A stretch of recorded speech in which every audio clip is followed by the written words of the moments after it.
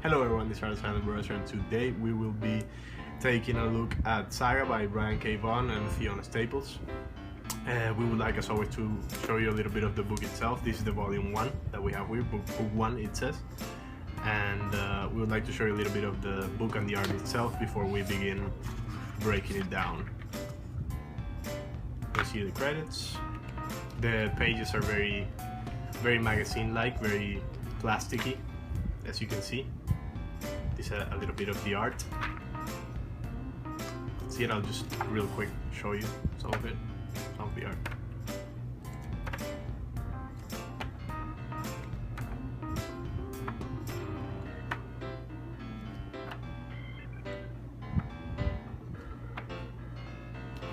If you go to the back, like at the very end, you see a little bit of the creative process that Brian K. Vaughan and Fiona Staples went through while making the book. We see some of the sketches and some testimonies by the authors, which is very nice.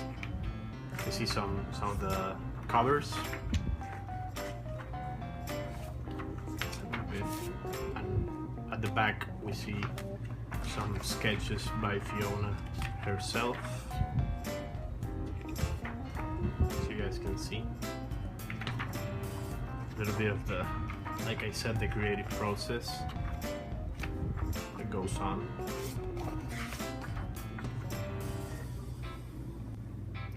So what is Saga about? Saga is about a war that goes on between this planet called Landfall and its moon Reef.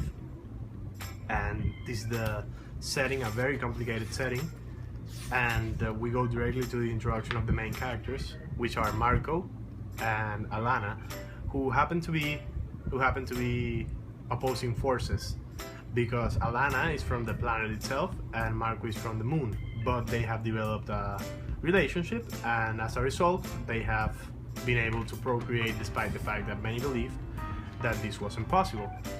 And from this point on, the moment where they have this love child, we see the introduction to them and how they become parents for the first time. They are very young and in love, clearly, and we see how the story begins to unfold. Like in any other good story, the main characters face many obstacles throughout the development of the story itself.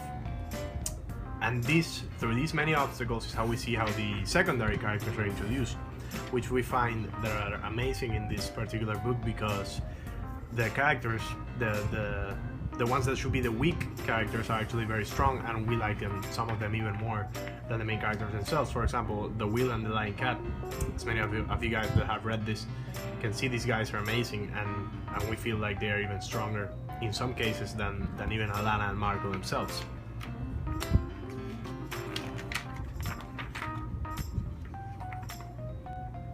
In most parts of the book you see this little font right here. This is in a speech bubble. This is the kid talking, that's living all the adventures that Alana and Marko are going through. And at the beginning, when I started reading the book, I didn't like this, because anytime they were in peril, like in this case, I would know that the child survives, which kind of kills you a little bit, because their main focus, their main goal is to get away from all the conflict. Like I said, that the war that's going on, to have a family together, because they have a family now, like they say a lot. And the girl is telling her, like narrating the story a little bit, like that narrator that's storytelling a little bit. And I knew that she lives, which kind of spoils things a little bit, but as you read on and as you go on, this turns out to be amazing, and it really adds to the feel and depth of the storytelling itself, which it has like quality storytelling. It's one of the best I've seen from what I've read. Speaking a little bit about the storytelling, this guy, Prince Robert IV, is one of the obstacles that presents itself in the couple's quest to find a home, because he's hunting them. He arrives at this safe house where, as you guys remember, where the author of the book is, where Oswald lives, and he arrives, he's looking for them, and the only clue that Prince Robert IV is going by, as you guys remember, is the book that Alana used to read to Marcus. to Marko, sorry, and he finds the author, and he makes Prince Rod IV believe that the book is just something he wrote to go on a paycheck, that it has no meaning, blah blah, and you really believe him. It's really convincing, because at this point you don't know what's going on, and as you turn the pages, you realize that something else is going on here, and that his intentions aren't what he's saying. And you see this at the end of the chapter, when you see all that these guys are in hiding, protecting the kid. And this is something that's amazing from the storytelling, as you see Hazel, the baby there, says, we've already been there a week, like they have been here the whole time. But the way the story is told, it really makes you believe that something else is going on, and later on you see what happens after, and that's something amazing that Brian K. Vaughan did, in my opinion.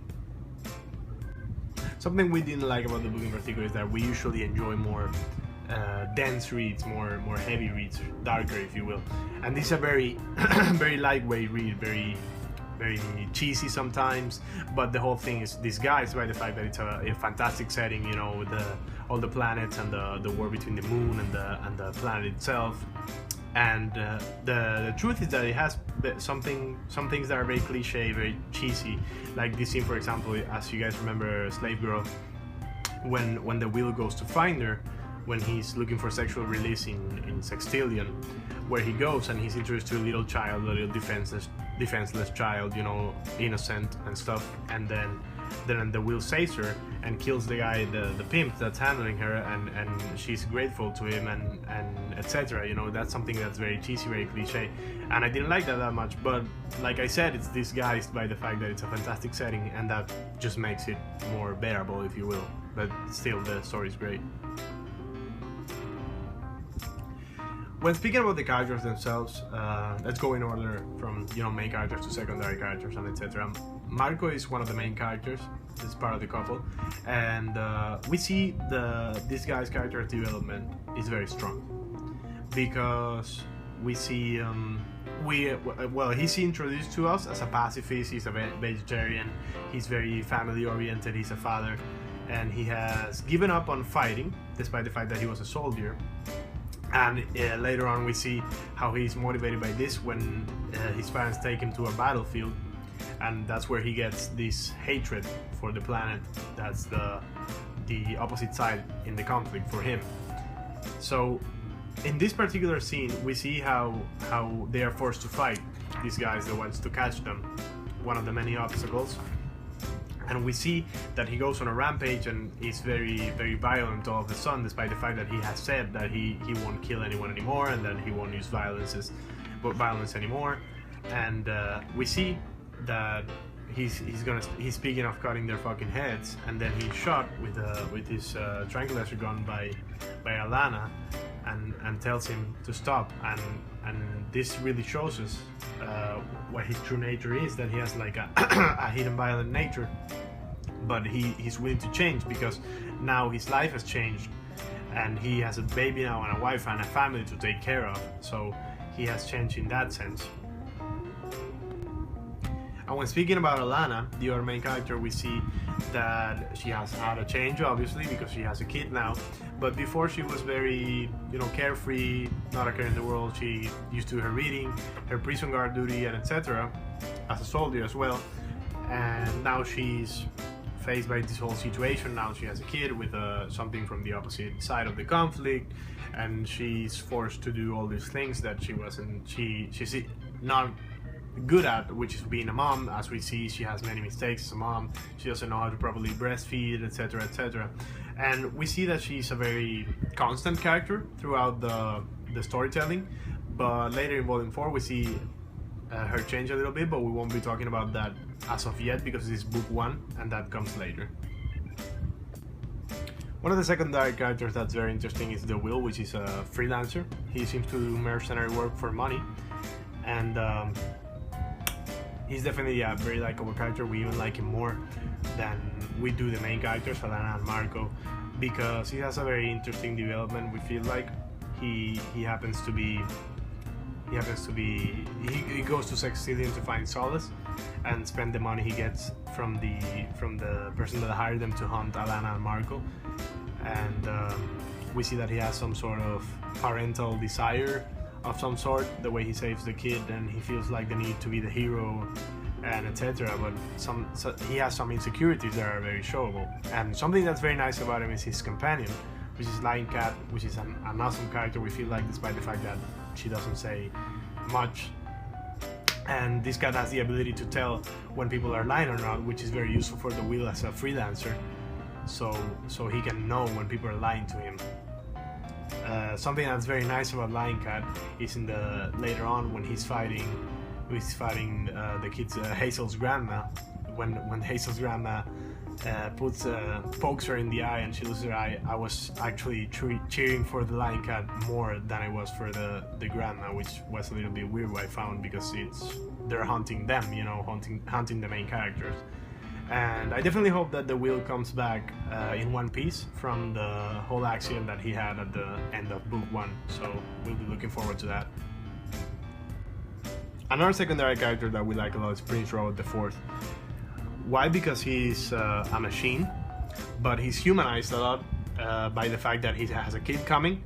He has his wife pregnant, the princess, and I found mind-boggling that the fact that these robot people seem to be able to procreate and have emotions a little bit. Well, they are not like human emotions, but you can see emotions in their character a lot. And he is in a predicament because he's forced by his father, the king, to search for Alana and Marko, because obviously the king doesn't want anybody to see the horns and the wings together. So he's forced to go on that mission, and he wants to come back because he has seen lots of combat throughout his life, and he wants to come back to his kid and be a father for him, which is, like I said, strange that such a machine has parental instincts. And something that's very nice about this character, I don't know if the guys and girls that read it should see what goes on in the screen in particular scenes, and if you didn't, definitely go back and check that, because that's something that's very nice that the authors added. And I find that's something that makes this character that much more awesome. I actually like him more than the main characters. And this scene in particular is very nice, where when he's talking to Oswald, and they are talking about the opposite of war, and they conclude that the opposite of war is sex, because the Oswald asked him what he saw when he was dying in one of his many battles, and he says that he was having sex with his entire platoon. So that was something that's very interesting, to see a machine having sex with people from all these different races. So for Saga, our score would be 8 out of 10. It's a great book, has great character development, great storytelling. We definitely look forward to review more of it as it comes out, as we're able to get the physical copies in to show you guys. Don't forget to like, comment, subscribe. Follow us on our Twitter that we opened recently. It's @SilentBrothersR. And these are the Silent Brothers signing out now. Have a nice day.